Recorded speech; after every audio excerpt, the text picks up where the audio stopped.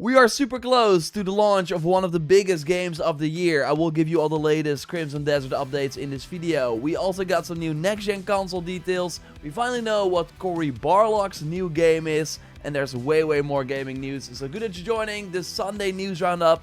And let's go. We finally got some Crimson Desert console footage this week. Digital Foundry posted a lengthy video with a lot of gameplay. The only caveat is that it's only PS5 Pro footage. On Twitter, John from Digital Foundry noted that they only had a PS5 Pro with the game installed, so it was not possible to test it on a base PS5 or Xbox consoles. Gold and Silver then asked if they were provided not with a game key, but with a console that already had the game loaded on it, to which he replied correct. Now they still say in the video that the base PS5 and Xbox Series gameplay will be coming in due time, but we don't know when that will be and if it will be before launch. So that's kind of a red flag, right? That they're only willing to share PS5 Pro footage. Now on March 18th, 24 hours before the game releases, the reviews will go live. I will have one here on the channel as well, so maybe that's also when Digital Foundry will then share console footage from the other platforms, so you can still make an informed decision before release. On PS5 Pro though, the game seems to run really well at least. There are 3 modes: a 60 FPS optimized mode, a 40 FPS balanced mode if you have a compatible 120Hz or higher display with HDMI 2.1, and a regular 30 FPS quality mode with native 4K resolution and ultra ray tracing. So the game seems very stable in the quality and balance mode, but the majority of Digital Foundry's testing was spent on the 60 FPS optimized mode, as they note that you really want to play the game at a higher frame rate because it greatly benefits the action combat.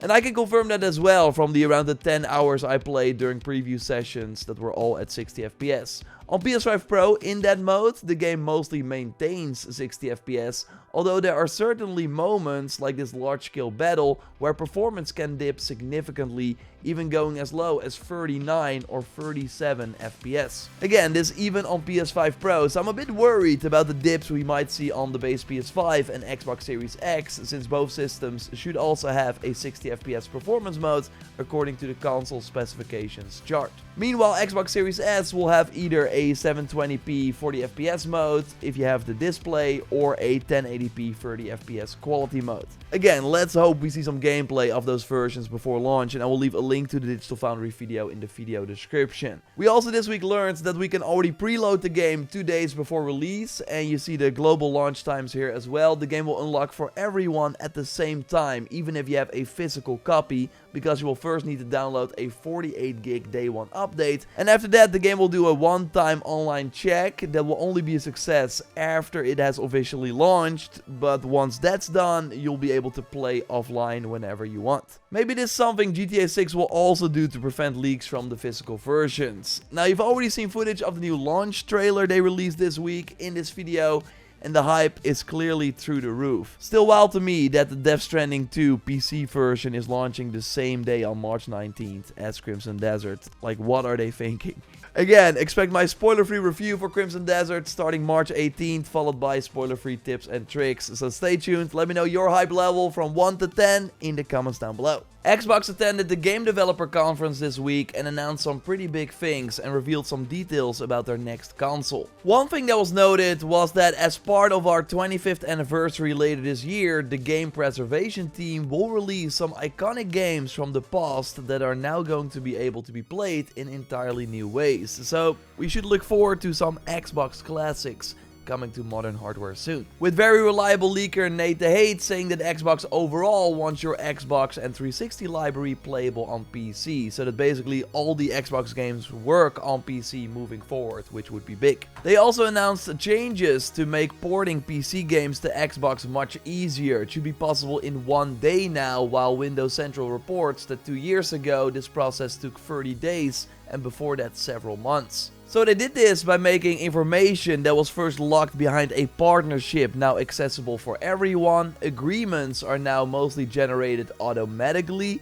and special Xbox tools that were first paid can now be accessed for free. Like we've seen quite some big games this generation come to Xbox way later or skip the platform altogether. Now sometimes it's because of a PlayStation exclusive deal, like with the upcoming Phantom Blade Zero, it should be exclusive for 1 year. But sometimes it's also because the developers did not want to bother, like most recently with Dispatch, one of my favorite games of last year, and now the big Cairn this year. So this improved process should hopefully fix that, although we know that their upcoming next-gen hardware will also let you play PC games as well. So last week Project Helix, the codename for the next-gen Xbox, was announced, and this week during GDC we got more details. This is one of the slides thanks to Tom Warren from The Verge. In short, it will be a very beefy machine using all the latest AI upscaling technology to get like a very high resolution, the best ray tracing and path tracing. Again, it should be a beast, but that will also come at a price, with one analyst expecting a $1,000 to $1,200 machine, and that's not really weird looking at the fact that an Xbox Series X 2TB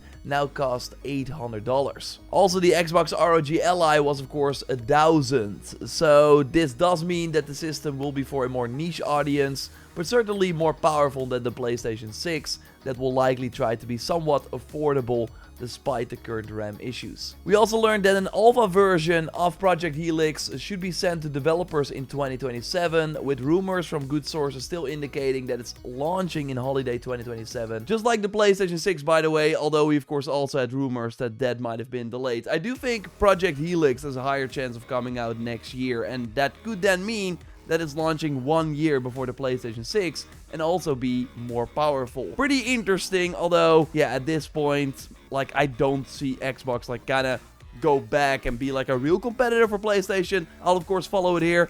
Let me know if you're looking forward to any of these next-gen consoles and what you hope to see. Now, let's move on to more gaming news. A like would, of course, really help me out.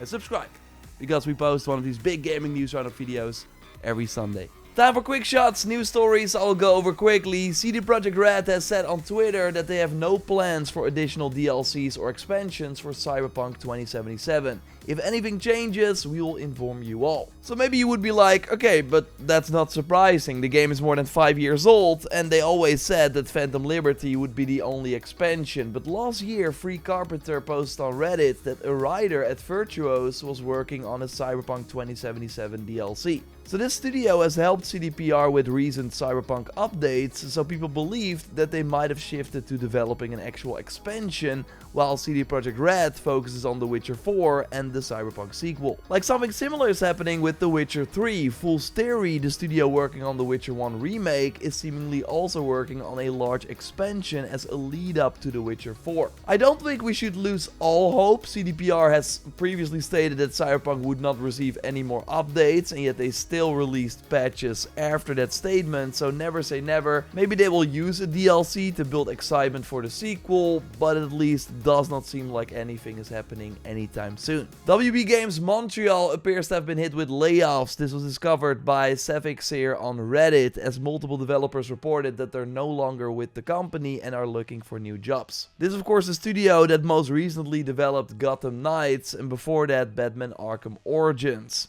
According to Bloomberg, the Montreal studio was rumored to be helping with other projects, such as Wonder Woman, while also working on a pitch for a new Game of Thrones game. This was in February 2025. After that, the Wonder Woman game was of course cancelled, and maybe that Game of Thrones pitch did not work out either. And with Paramount taking over Warner Brothers, it could potentially mean the end of the studio. Overall, the whole gaming division is kind of up in the air, of course, although you would think that TT Games from the LEGO titles, NetherRealm behind Mortal Kombat, and Avalanche behind Hogwarts Legacy, and hopefully Rocksteady will make it out alive. I will of course keep you posted here. We also have layoffs at the Battlefield 6 studios, DICE, Ripple Effect and Motive. Interestingly, the game was the best-selling title of 2025 in the US, beating Call of Duty. Like, the launch was huge, but the post-launch period has not gone very well. Players feel like there's a lack of content with very few maps added since launch, and the Steam numbers reflect that. At launch, the game peaked at almost 750,000 concurrent players,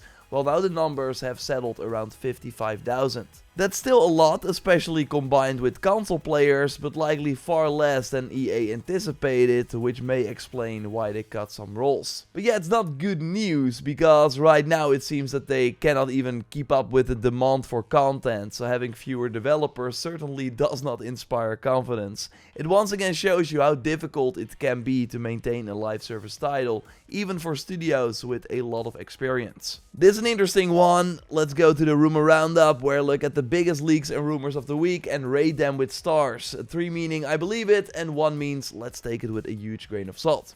After much speculation, it does seem that my prediction is right. Santa Monica Studio with Cory Barlog is reportedly working on a new series set in the God of War universe. This comes from a senior writer who worked at Sony Santa Monica for 5 years, who noted that they helped shape narrative vision and creative direction at Sony Santa Monica Studio for a new franchise within the God of War universe, developing characters, storylines, and original lore that expanded the acclaimed IP. This person likely got a lot of angry messages. They were not supposed to share this. So now Jason Schreier also basically confirmed that this is what's happening. And very credible leaker Nate the Hate also shared more details. The lead character will be Faye. Gameplay will reportedly be different from the Norse God of War games, with more of a focus on action. And the current plan is to reveal it this year and release it in the first half of 2027, barring delays. First half of 2027 would be pretty crazy, because that could mean that it's launching before Intergalactic, and we always thought that that would be the next big PlayStation Studios title after Wolverine. The more action-focused direction is interesting, because I would argue that God of War is already very action-focused.